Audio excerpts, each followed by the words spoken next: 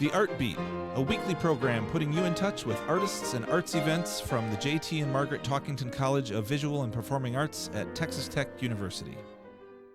Hello and welcome to this week's Art Beat on KLZK 105.7 FM. I'm your host, Peter Martins, coming to you from the Talkington College of Visual and Performing Arts at Texas Tech, as always. And as we head into December here and the break season, the winter season, the holiday season, I'm happy to talk with an assistant professor from the School of Theater Dance, professor of movement, Chris Staley. Hello. Hi, everybody. Excited to be here. Well, thanks for being here and talking with us. And Chris is the kind of next installation of the somewhat regularly recurring attention to a collaboration that the College of Visual and Performing Arts here has with an institution down in Mexico City called CENART for short. And if you can say the name in Spanish, I'll welcome you to do that. Sure. It's the Centro Nacional de las Artes. All right. Excellent. And so we've had this lovely exchange of personnel, faculty, and students this semester. And you went back in October, I believe, kind of a solo excursion, right? Yourself went down there for a couple of days? Yep. It was for 4 days, 3 days of actual training with the students at CENART. Feels like forever ago. Yes, and as semesters go, it is, you age an epoch every semester. That is, absolutely. It's like already over. That's right. So, thinking back now, reflecting on it, maybe first of all, give us an orientation for what you do in a position that has movement in the title in the School of Theater Dance. There's something to unpack there, and then maybe get a little more specific into the techniques and things that you work with in particular. Yeah, so I like to tell people as the assistant professor of movement in a School of Theater and Dance that my job is to trouble the ampersand between the theater and the dance, or to trouble the hyphen between them. And really ask the question, like, what is the difference between theater and dance? Now, I'm not like a dancer, like truly. So I know what I'm not, but I also know that like some things that I do are dance. And if I call it dance, then it's dance. Yeah, as the assistant professor of movement here, I really try to walk that walk between here and our creative movement studio, which is all the way on the other side of campus where a lot of the dance classes happen. Right. And do my best to be that bridge. And that's in no small part why our spring production of The Rite of Spring will be an evening of dance theater, and we can talk about that at some point. Yes. So I teach movement-forward acting methodologies. All of my classes are acting classes, but they're a different way into technique, a different way into storytelling. Specifically, I teach 2 methodologies called the Suzuki method of actor training, which is what I was teaching at CENART, and the viewpoints, which I was going to teach as well, but it was only 3 days for a limited amount of time, so I decided to concentrate the efforts on the Suzuki method. So I teach a series of movement classes here for our theater students, BFA, and graduate students as well. And in general, I am interested in having folks do away with the idea that we as theater people or film people or actors in general are just talking heads. But rather like our feet do the acting. Interesting. Our legs do the acting. And that's really the focus of the Suzuki method is the way we connect to the earth is like the first and foremost way that our acting begins. Sure. We're like standing in space. We should probably be aware of that before we open our mouths. And this is how we interact with the world every day, right, as regular people, and if that's what you're trying to portray on stage? That's exactly what I was just talking about in my class an hour ago with my students was like, go out and like open your eyes in the real world outside of this room. They're doing what we're doing. We just put a frame around it and call it art. And then that changes it. And we get all awkward about it. Exactly. I was just talking about them. Like, if you make eye contact in this room on this stage, it means something different than just going, hey, what's up in the halls? Yeah. Right. So, yeah, the way that the stage concentrates the storytelling potential of the body is a lot of what I unpack. And I'm really interested in working with both of our populations of dancers and theater folks. And I love working with non-majors. And that was really exciting going to CENART because I was working with their actors and their dancers as well. So I had a really lovely mix of folks with different experience levels, working with the body in different ways, working with text in different ways. It was a pretty diverse group of people. Okay. Some of them were students there. They even brought back a bunch of alums to continue training. So really dynamic group of artists. And is there a similar, I guess, divide? You were mentioning the divide between theater and dance, and that is artificial in some ways. Does that divide exist down there as well? That's a good question. I want to say that, I can't really, I only had 3 days with these folks and I didn't totally get a sense of their priorities. Sure. What I will say, which was very cool, is that I could not tell who the dancers were and who the actors were. Well, that's a good sign. And I do feel like at some conservatories that I've been at, because the university I was at before this was also a conservatory with major dance program and an acting program, even a musical theater program. Those are different ways into the storytelling. And I can usually tell, oh, they're a dancer. I can usually tell, oh yeah, that person's an actor. So I couldn't figure out who was who in this room. Interesting. And I think it's a testament to their training at CenArt is really diverse. They encounter a lot of different ways into acting. There's a lot of dance components to acting as well for them. So they have a conservatory model approach that really balances, I would say, the interpretive text, which is so much of what people think acting is today. Is just like, oh, I get a script and I learn how to say the lines pretty. Right. Huh. But yeah, I would say it was a good even mix of actors and dancers, and all of them had really intelligent instruments, that being their bodies. Okay. Now I want to circle back to those students a bit more in a bit, but I want to also back up and talk about the Suzuki method, because I think if most of our audience hears that, they either think of little kids playing violin or a motorcycle, one of the two. Where does this intersect in the acting and movement I realm? swear the little kid violin thing is like what gets me jobs, or at least gets people to continue having a conversation with me at a dinner table, because I'll say, yeah, I teach Suzuki, and they go, oh yeah, my kid does that Sure. with the violin, and I go, actually no, but.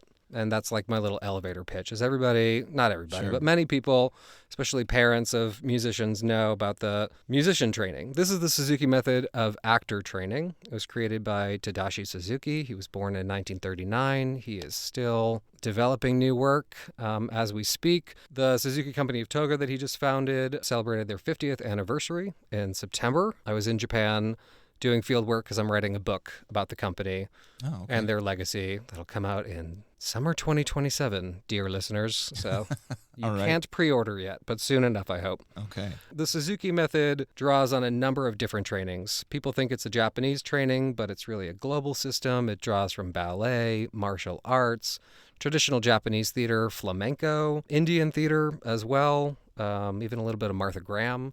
So it draws on a bunch of different inputs to train performers in essentially these three priorities, which is their center of gravity, their ability to produce energy, and voice. So these are the main three things that we focus on in the Suzuki method. And all of it's just calisthenics or fancy gymnastics or parlor tricks until we connect it to a fiction, and that's what makes it acting. So Suzuki method of actor training.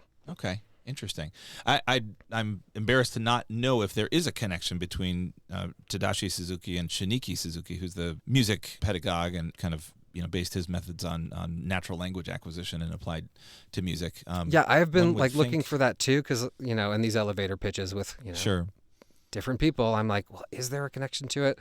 I don't really think there is one at all. I just think it's a very popular last name. Exactly. So stay tuned, listeners. We'll come back at some later show with a definitive yes or no on any connection here. But it is remarkable that folks from the same relatively small country are engaged in these kind of late 20th century pedagogical methods that are revolutionary and exciting to us. It seems like, I don't know about the Suzuki method for music, but at least for the Suzuki method of actor training, it's going to live on around the globe, probably more so than it will in Japan. Like the legacy and footprint that's happened with it will exist, in America far more than it will in Japan, or in Europe far more than it will in Japan. So these systems that come out of a certain place, at least for the Suzuki method of actor training, it lives, beyond Japan and likely will in the future. It's actually hard to find in Japan unless you're doing it with a Suzuki company. But here in the States, in Mexico, in Europe, there's a bunch of different companies out there that you can tap into and find, and a bunch of different teachers as well. So yeah, it's interesting how it works locally versus globally. Right. A good idea is a good idea, I suppose. Huh? That's right. So were the students down at CenArt, then to return to them, did they have any frame of reference for this type of pedagogy? Were you introducing them to kind of the fundamental concepts, or had they even maybe heard of the Suzuki method before? There were two folks who had done the training online during the pandemic. Oh, okay. That was one of the really cool silver linings of the pandemic. So many actor teachers or actors or just, directors, theater people and dance people, they were like, I can't do this online. Right. I can't do what I do online. It totally destroys the liveness of what I do, or the physicality aspect. And I completely disagree. I'm like, any training is training. Any community building is community building. And so many different people were able to just dip their toes into this thing that they would never have encountered had it not been for this proliferation of online training. So yeah, okay. A few of them had done some work online. The very vast majority of them had never heard of what the heck was going on, what we were doing. I did a little demo for them. I had them watch a video beforehand. So a few of them came in holy smokes, I don't know if I want to do this, because it's very intense work. It's very rigorous. The classic signature movements in it are stomping into the ground, doing a lot of weight shifting, movement of the center of gravity. So it looks intense, and doing it is even more intense. So I would say there was a little bit of trepidation, but it's also kind of exciting. Mm-hmm. It's kind of cool looking. It's I don't know what that person's doing, but I want to try it. So I would say they had a little bit of sense of anticipation. Those of them that had watched this, there's a YouTube channel for the Suzuki company. They've actually, in the last 10 years, created a lot of online material. So that had at least been primed with a video of it. And then, I threw them in. We didn't have a lot of time to chat about it so much, so we really just dove into the exercises. Okay. Now, something else that you and I have talked about in the past related to when you first came were sticks, rods of wood. And I'll let you talk about that as little or as much as you'd like. Was that involved in this visit, I guess? I'm going to do such a dad joke thing right now. Okay. So these sticks are from kendo, martial art form called kendo. Okay. And the sticks are called shinai. Okay. And I have one shinai that has somehow survived the last 5 years. That one has done very well. I've had a bunch of other ones that haven't done so well. So when I introduce the shinai into the room, because I have to warn students, it makes a loud sound, be ready for this. And I demo what the sound is for them. And then somehow, some way, I always say, this is Shania Twain. And that joke got a lot of laughs 10 years ago. And then 8 years ago, people were still laughing. And now my grad students might laugh. And the undergrads are what? Otherwise it falls. What are you talking about? Yes. Yeah. So it's called a shinai. And how does it make sound? Just to be clear. So it's a multiple pieces of bamboo that are strung together to look like a very round circular sword. Mm-hmm. It's very long. It's about 3 feet long, plus another foot for the hilt. And then I can hit it into the ground. Okay. And try to get it as horizontal as possible. And when I do, it just creates this impact sound. It's very, very loud and sharp and percussive. And that's their cue. So they are reacting to that sound. I'll count out the numbers. So some of these forms, there's 5 sequences to it. And I'll go 1, sound. 2, sound. So as they're learning, I can say, you're going to lower the center of gravity here. 1, sound. So they know when they're reacting. And that shinai becomes their scene partner. I'm this voice in the air, this pest around them going, this is the thing you're supposed to do. Remember, this is the next sequence. Next, next, next. But they need to know when their cues are. And so the shinai is both a metaphor for pick up your cue, don't anticipate your cue. And it's also just a very real, loud moment in the room that's undeniable. And it also is really intense. It's a very loud, banging sound. And they need to keep their cool. I also end up yelling at my students a lot. And yelling with my students, I should say. Not yelling at them. Although some of them would probably disagree with that. Right? Yelling, yeah. Creating an atmosphere of intensity. There's a lot of training in the acting world that's about learning to relax. Relax. Let go of your tension. That way you can have a full sound. That way you can have a body that's free of tension, unwanted tension. You can have more flexibility. That's all amazing. God knows I love to lie down on the ground and do that for my job. Right. But when we're performing in front of an audience, that's intense. I think there's been some psych studies out there, and I'm not going to try to quote them, that have looked at the intensity levels, and it's akin to being on the diving block for an Olympic swim meet. Wow. It's the adrenaline and the cortisol for an actor going on stage is a huge, huge toll cognitively. Mm-hmm. And rather than create conditions where we think, you just need to be relaxed, what if we create stressful conditions and have the actor find a sense of grace within that? So we learn to deal with those rather than try to not have them happen. Yeah, exactly, from the beginning. Yeah, great. Well, it strikes me in my imagination that you're kind of conducting an orchestra of these bodies with this giant loud baton that you're banging on the floor. I'm sure there's some crossovers there. I think the orchestra could benefit from that sort of sonic direction once in a while. They'll be like, great, I'm coming for this Suzuki method, and I'll totally absolutely surprise them. There's our crossover after all. Right. Well, goodness, with that, I'm sorry our time has flown by. It's been great to talk to you, Chris Staley, from the School of Theater and Dance, where he's an assistant professor of movement.